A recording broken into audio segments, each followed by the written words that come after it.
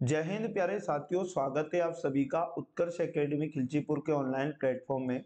इस वीडियो में हम लोग एमपी पुलिस कांस्टेबल एग्जाम 2023 के लिए सामान्य ज्ञान के वेरी मोस्ट और इम्पोर्टेंट क्वेश्चन डिस्कस करेंगे। प्यारे साथियों, आगे आने वाली शिफ्टों के लिए अति महत्वपूर्ण और एग्जाम ओरिएंटेड क्वेश्चन इस वीडियो में लिए गए हैं, इसलिए एक भी क्वेश्चन बिना स्किप किए लास्ट तक आपको मेरे साथ बने रहना है। इस क्लास का पीडीएफ भी आप हमारे टेलीग्राम से डाउनलोड कर सकते हैं। टेलीग्राम का लिंक आपको इस वीडियो के डिस्क्रिप्शन में मिल जाएगा। यदि आप चैनल पर पहली बार विजिट कर रहे हैं तो चैनल को सब्सक्राइब करके बेल आइकन को ऑन कर लें, जिससे आपको सभी क्लास का नोटिफिकेशन तुरंत मिल पाएगा। आज का पहला और मोस्ट इंपोर्टेंट क्वेश्चन है, निम्नलिखित में से किसने रघुवंशम का संकलन किया है?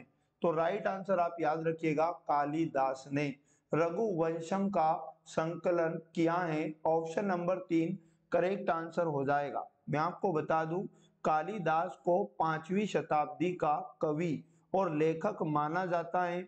उनकी प्रसिद्ध रचनाओं में अभिज्ञान, शकुंतलम और मेघदूत ये आदि सभी शामिल हैं। अगला क्वेश्चन है, भारत के कौन सा पड़ोसी देश 26 मार्च को अपना राष्ट्रीय दिवस मनाते हैं? तो भारत का पड़ोसी देश याद रखिएगा, बांग्लादेश 26 मार्च को अपना राष्ट्रीय दिवस मनाते हैं। अब पाकिस्तान की यदि बात करें तो ये अपना राष्ट्रीय दिवस 14 अगस्त को मनाता है। और श्रीलंका से आपको याद रखना है 4 फरवरी को ये अपना राष्ट्रीय दिवस मनाता है। अगला क्वेश्चन है, नदी के जल प्रदूषण को किसके माध्यम से मापा जाता है? तो नदी के जल प्रदूषण को याद रखिएगा, जल में वियोजित ऑक्सीजन की मात्रा के माध्यम से मापा जाता है। ऑप्शन नंबर 4 इसका राइट आंसर आपको याद रखना है। अगला क्वेश्चन हमारे पास है, चुनाव आयोग यानी इलेक्शन कमीशन ने इनमें से किस राज्य में वोट फ्रॉम होम विकल्प पेश किया है? तो वोट फ्रॉम होम याद रखिएगा, यह विकल्प पेश करने वाला भारतीय राज्य कर्नाटक आपको याद रखना है। ऑप्शन नंबर 1 बिल्कुल करेक्ट आंसर हो जाएगा। नेक्स्ट क्वेश्चन की अगर बात करें, निम्नलिखित में से कौन सा देश ओपेक का सदस्य नहीं है? ओपेक वेरी मोस्ट और इम्पोर्टेंट संगठन है, याद रखिएगा, और इसका सदस्य देश केन्या नहीं है। ऑप्शन नंबर 4 सही जवाब आपको याद रखना, वेनेजुएला, अल्जीरिया और नाइजीरिया ये तो ओपेक के सदस्य, लेकिन केन्या ओपेक का सदस्य नहीं है। अब ओपेक से आपको क्या याद रखना, एग्जाम में पूछ लेता है इसकी स्थापना कब हुई? तो 14 सितंबर 1960 आपको याद रखना। और ओपेक का मुख्यालय अगर एग्जाम में पूछ ले तो ऑस्ट्रिया के वियना में इसका मुख्यालय आपको याद रखना है। अगला क्वेश्चन हमारे पास है, वायलिन में कितने तार होते हैं? इंपॉर्टेंट क्वेश्चन है ये भी। तो वायलिन में याद रखिएगा 4 तार होते हैं, एग्जाम में पूछ लिया जा सकता है। Option number D correct answer याद रखना है। अगला क्वेश्चन हमारे पास है, खादी और ग्रामोद्योग आयोग अधिनियम किस वर्ष में पारित किया गया था? तो खादी और ग्रामोद्योग आयोग याद रखिएगा 1956 में पारित किया गया था। ऑप्शन नंबर 4 सही जवाब याद रखना है। अगला क्वेश्चन है हमारे पास, कथक नृत्यांगना सितारा देवी को 1973 में निम्नलिखित में से किस पुरस्कार से सम्मानित किया गया था? तो सितारा देवी का संबंध कथक नृत्य से है और इनको 1973 में कौन सा पुरस्कार मिला था? तो पद्मश्री याद रखना। ऑप्शन नंबर 4 बिल्कुल सही जवाब हो जाएगा। और सितारा देवी को याद रखना, धन लक्ष्मी के नाम से भी जाना जाता है, तो ये जानकारी भी आपको याद रखना है।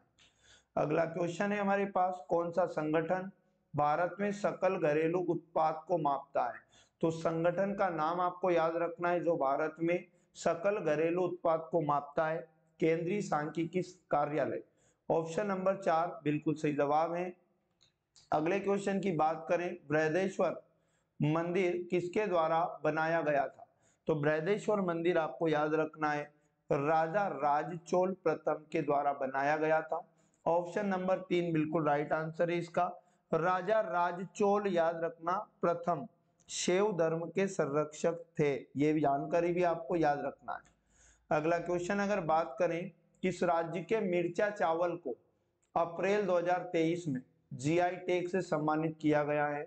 तो मिर्चा चावल याद रखिएगा, ये फेमस है बिहार में। ऑप्शन नंबर 4 करेक्ट आंसर याद रखना। बिहार में और किसे जीआई टैग मिल चुका है? तो मधुबनी पेंटिंग याद रखो, भागलपुर सिल्क याद रखना, और कतरनी चावल याद रखना, और मगही पान आपको याद रखना है। अगला क्वेश्चन हमारे पास है, बौद्ध भारतीय अध्ययन के सांची विश्वविद्यालय की आधारशिला किसने रखी? तो बौद्ध भारतीय अध्ययन के जो सांची विश्वविद्यालय की आधारशिला रखी थी, महिंद्रा राजपक्षे आपको याद रखना है। ऑप्शन नंबर 1 सही जवाब इसका हो जाएगा। नेक्स्ट क्वेश्चन है, राज्यसभा का पहला चुनाव किस वर्ष में हुआ था? तो आपको याद रखना, राज्यसभा का पहला चुनाव 1952 में हुआ था। ऑप्शन नंबर 2 करेक्ट हो जाएगा। और राज्यसभा सत्र के पहले अध्यक्ष भी एग्जाम में पूछ सकता है, तो डॉक्टर सर्वपल्ली राधाकृष्णन का नाम आपको याद रखना है।